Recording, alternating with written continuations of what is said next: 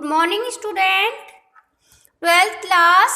देखिए twelfth class आज अपन पढ़ेंगे नाविल। नाविल की तारीफ। देखिए आपके एग्ज़ाम के अंदर नाविल, अफसाना, दास्तान, गज़ल, नज़म, तो देखिए और कसीदा, मरसिया, मसनवी, ये सारी चीज़ें क्या है, इसमें से कोई सा भी सवाल वो आपसे पूछ सकता है। तो देखिए नाविल भी बहुत ज़्यादा इम्पोर्टेंट है, नाविल के बारे में भी एग्ज़ाम में अक्सर पूछ लिया जाता है। तो देखिए अपन देखते हैं नाविल की तारीफ। तो देखिए नाविल तारीफ और मुख्तसर तारीख। तो देखिए नाविल इतावली ज़बान का लफ्ज़ है। ये 1 नंबर का सवाल भी आपकी छोटा सा सवाल भी बन सकता है कि नाविल कौन सी ज़बान का लफ्ज़ है। तो आपको मालूम होना चाहिए कि नाविल इतावली ज़बान का लफ्ज़ है जिसके मायने हैं नया। जिसके मायने क्या है? नया। नया के हैं जिंदगी की अक्कासी करने वाले, मुसलसल। देखिए जिंदगी की अक्कासी करने वाले मुसलसल किस्से या कहानी को नाविल कहा जाता है। यानी कि जो हकीकत की ज़िंदगी के बारे में आपको बताता है उसको क्या कहा जाता है? नाविल कहा जाता है। ये कहानी की जदीद सिंफ है। ये कहानी की जदीद यानी कि नई सिंफ है जो दास्तान के बाद मंजर आम पर वक्त की ज़रूरत और ज़माने के हालात के सबब नाविल वजूद पुरज़ीर हुआ। देखिए नाविल में दास्तान के बरअक्स ज़िंदगी, देखिए ज़िंदगी की दास्तान के बरअक्स ज़िंदगी की हकीकतों को बेनकाब किया गया। देखिए दास्तान के अंदर तो क्या था कि उसके अंदर बनावटी बातें होती थी जो ज़िंदगी की हकीकत से बिल्कुल अलग होती थी। लेकिन नाविल के अंदर क्या बताया जाता है? इसमें ज़िंदगी की हकीकतों के बारे में बताया जाता है। इसमें कोई भी चीज़ें बनावटी नहीं होती। नाविल और ज़िंदगी का चोली दामन का साथ है। नाविल सियासी, समाजी, अखलाकी। देखिए नाविल काय के ऊपर बताए गए हैं? नाविल बताए गए हैं नाविल सियासी, समाजी, अखलाकी,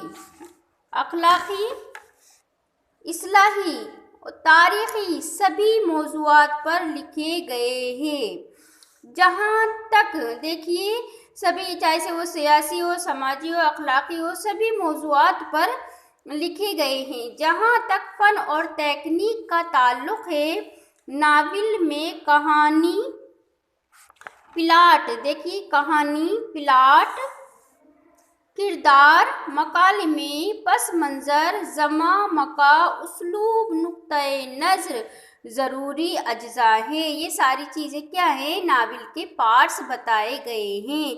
इनके बगैर नाविल मुकम्मल नहीं हो सकता। तो देखिए जो कमो बेश सभी नाविलों में मिलते हैं, तो देखिए किसी में ये ज़्यादा मिलते हैं, कभी किसी में ये कम मिलते हैं। अब देखिए इसके पार्ट्स के बारे में बता रहे हैं। सबसे पहले बता दिया इन्होंने कहानी। नाविल का बुनियादी अंसर, नाविल में कहानी रीढ़ की हड्डी की हैसियत रखती है। देखिए नाविल में कहानी काय की हैसियत बताई गई है? रीढ़ की हड्डी की हैसियत बताई गई है। तो देखिए हर अफसानवी सिंफ में, देखिए हर अफसानवी सिंफ, चाहे वो दास्तान हो, नाविल हो, मुख्तसर अफसाना हो या ड्रामा हो, सभी में कहानी उसका अहम हिस्सा होती है। नाविल में देखिए नाविल में हकीकी ज़िंदगी की कहानी पेश की जाती है। काय के बारे में बता रहे हैं? नाविल में हकीकी ज़िंदगी की कहानी पेश की जाती है कदीम ज़माने से ही। देखिए कदीम ज़माना यानी कि पुराने ज़माने से ही। देखिए कदीम ज़माना यानी कि पुराने ज़माने से ही इंसान किस्से कहानियों में दिलचस्पी लेता रहा है, लेकिन वक्त के साथ उसके रूप बदलते रहे। हर कहानी में इब्तिदा होती है और दरमियानी हिस्सा नुक्ता उरूज होता है। پھر کہانی انجام پر ختم ہوتی ہے۔ کہانی میں دلچسپی کا برقرار رہنا انتہائی ضروری ہے، یعنی کہ کوئی بھی ناول لکھو تو اس کے اندر سننے والا یا پڑھنے والے کو دلچسپی رہنا بہت زیادہ ضروری ہے۔ پھر دیکھیے دوسرا پارٹ سے اس کا دوسرا حصہ ہے اس کا پلاٹ۔ پہلا تھا کہانی کے بارے میں اپن نے دیکھ لیا ہے۔ پھر کہتے ہیں پلاٹ میں واقعات کو ترتیب کے ساتھ پیش کیا جاتا ہے۔ کیا بتایا ہے؟ پلاٹ میں واقعات کو ترتیب کے ساتھ پیش کیا جاتا ہے۔ یہ سارے پارٹس آپ کو یاد رکھنا ضروری ہے۔ آپ کے ایگزام میں جب یہ سوال آتا ہے تو اس کے جب آپ جواب لکھنے لگتے ہو تو یہ اس کے ٹاپک ہے جو آپ کو بہت ضروری ہے یاد رکھنا۔ تو دیکھیے پلاٹ میں واقعات کو ترتیب کے ساتھ پیش کیا جاتا ہے جس میں ربط کا ہونا ضروری ہے۔ کہانی دیکھیے کہانی میں مختلف واقعات ہوتے ہیں، یعنی کہ کہانی میں الگ الگ واقعات ہوتے ہیں۔ ایک واقعے کا دوسرے واقعے پر جو اثر پڑتا ہے اس کو نمایاں کیا جاتا ہے۔ دیکھیے ایک واقعے کا دوسرے واقعے پر اثر پڑنا ضروری ہوتا ہے اور اس کو نمایاں کیا جاتا ہے۔ پلاٹ دو طرح کے ہوتے ہیں۔ اب دیکھیے اس میں بتا دیا ہے، یہ دوسرا پارٹ سے اس کا جس کے بارے میں بتا رہے ہیں کہ پلاٹ دو طرح کے ہوتے ہیں۔ ایک مربوط یعنی کہ جیسے کوئی بندھا ہوا، ایک مربوط پلاٹ یعنی کہ بندھا ہوا، دوسرا غیر مربوط پلاٹ۔ مربوط پلاٹ میں غیر اہم واقعات اور کردار کو بڑے پیمانے پر پیش نہیں کیا جاتا ہے۔ پھر دیکھیے بلکہ ضروری اور اہم واقعات و کردار کو فوقیت دی جاتی ہے۔ غیر مربوط وہ ہوتے ہیں جس میں دیکھیے مربوط کے بارے میں بتا دیا ہے کہ مربوط میں کیا ہوتا ہے۔ دیکھیے مربوط پلاٹ میں غیر اہم کیا کہا گیا ہے؟ مربوط پلاٹ میں غیر اہم واقعات اور کرداروں کو بڑے پیمانے پر پیش نہیں کیا جاتا، یعنی کہ ان کو بڑے اس پہ نہیں دکھایا جاتا، شارٹ میں ان کو بتایا جاتا ہے کیا جاتا ہے، بلکہ ضروری اور اہم واقعات اور کرداروں کو فوقیت دی جاتی ہے۔ غیر مربوط پلاٹ وہ ہوتے ہیں جس میں بے شمار واقعات و کردار ترتیب انداز میں موجود رہتے ہیں۔ دیکھیے مربوط اور غیر مربوط دونوں کے بارے میں اس میں بتا دیا گیا ہے کہ دونوں کے اندر کیا فرق ہے اور دونوں میں کیا ہوتا ہے۔ پھر دیکھیے کردار۔ ناول میں حقیقی زندگی کے جیتے جاگتے چلتے پھرتے کردار ہوتے ہیں۔ کیا بتایا گیا ہے؟ ناول کے اندر دیکھیے داستان کے اندر حقیقی زندگی کے کردار نہیں ہوتے ہیں، اس میں تو بناوٹی کردار ہوتے ہیں جس کا حقیقی زندگی سے کوئی تعلق نہیں ہوتا ہے، لیکن ناول میں حقیقی زندگی کے جیتے جاگتے چلتے پھرتے کردار ہوتے ہیں جو روزمرہ کی زندگی میں جو ہماری روزمرہ کی جو زندگی ہے اس میں ہمیں نظر آتے ہیں۔ کردار ہی کہانی کو آگے بڑھاتے ہیں۔ کیا بتایا گیا ہے؟ کردار ہی وہ ہوتے ہیں جو کہانی کو آگے بڑھاتے ہیں۔ ناول کے کرداروں کی خوبی اس بات پر منحصر ہے کہ وہ ایسے جیتے جاگتے ہوں کہ ہم انہیں حقیقی انسان سمجھ لیں۔ کیا کہہ رہے ہیں؟ وہ ایسے جیتے جاگتے ہوں کہ ہم انہیں کیا سمجھ لیں؟ حقیقی انسان سمجھ لیں۔ جیسے نذیر احمد کا ناول میرات العروس، اس میں کس کا ناول بتایا گیا ہے؟ نذیر احمد کا ناول میرات العروس میں اصغری اور اکبری کا کردار، توبۃ النصوح میں مرزا ظاہر دار بیگ کا کردار، مرزا ہادی رسوا کا ناول امراؤ جان ادا،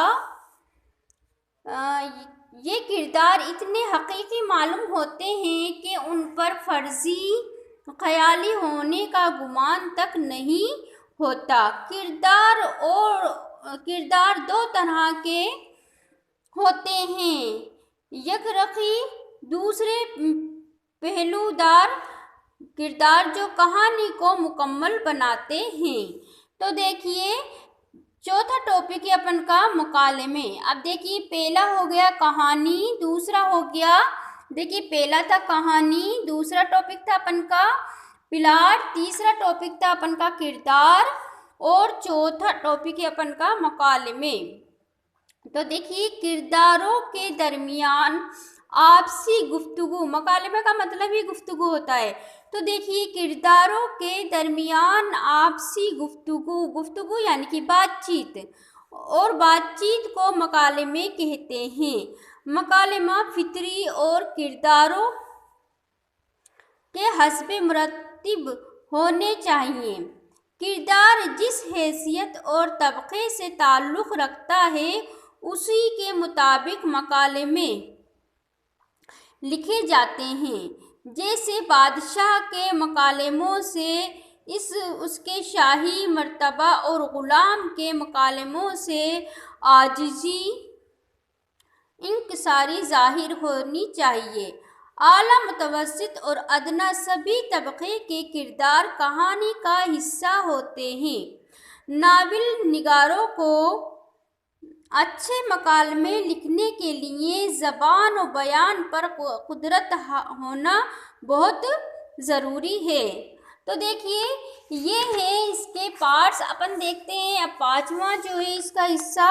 تو دیکھیے زمان اور مکان۔ اب زمان اور مکان میں کیا بتایا گیا ہے؟ ناول میں کہانی کو سمجھنے کے لیے اس کے پس منظر، ماحول اور زمان مکان کا اہم رول ہوتا ہے۔ کائے کا بتایا گیا ہے؟ ناول میں کہانی کو سمجھنے کے لیے اس کے پس منظر، ماحول اور زمان مکان کا اہم رول ہوتا ہے۔ پھر دیکھیے کردار کسی ماحول کا پردہ ہے۔ قصے میں دیکھیے قصے میں پیش آنے والے واقعات کس مقام اور زمانے سے تعلق رکھتے ہیں؟ غرض ناول نہ صرف اپنے دور کی نمائندگی کرتے ہیں، کیا کہا گیا ہے؟ غرض ناول نہ صرف اپنے دور کی نمائندگی کرتے ہیں بلکہ اس دور کی تہذیب و معاشرت، اخلاقی اقدار کی اخلاقی اقدار کی جھلک بھی ان میں دیکھی جا سکتی ہے۔ چونکہ ناول حقیقت پر مبنی ہوتے ہیں، یعنی کہ حقیقت پر بنے ہوتے ہیں، اس لیے ان کا ماحول، پس منظر اور زمان مکان بھی اتنے ہی حقیقی ہوتے ہیں۔ پھر چھٹا ہے اسلوب۔ پھر چھٹا کیا بتایا گیا ہے؟ اسلوب۔ تو دیکھیے اسلوب کے اندر کیا بتایا گیا ہے؟ اسلوب کے اندر بتایا گیا ہے، دیکھیے ناول میں اسلوب کی اہمیت سے انکار نہیں کیا جا سکتا۔ اس پر ناول کی کامیابی کا انحصار ہوتا ہے۔ پھر دیکھیے مصنف کا اسلوب بیان ہی اس کی پہچان بنتا ہے۔ ہر صنف ادب کا اسلوب منفرد ہوتا ہے، یعنی کہ الگ ہوتا ہے۔ ناول میں واقعات کی ترتیب ہو یا کرداروں کا ارتقاء، یہ قصے میں دلچسپی کا عنصر سب ناول نگار کے بہترین اسلوب نگار کا نتیجہ ہوتے ہیں۔ پھر دیکھیے نقطۂ نظر۔ پھر کیا ہے؟ نقطۂ نظر۔ ناول نگار زندگی کے جس پہلو کو کردار کے ذریعے قاری تک پہنچاتا ہے اس کا نقطۂ نظر واضح طور پر سامنے آ جاتا ہے۔ جیسے نذیر احمد کی ناول میں ان کا اصلاحی نقطۂ نظر صاف نظر آتا ہے۔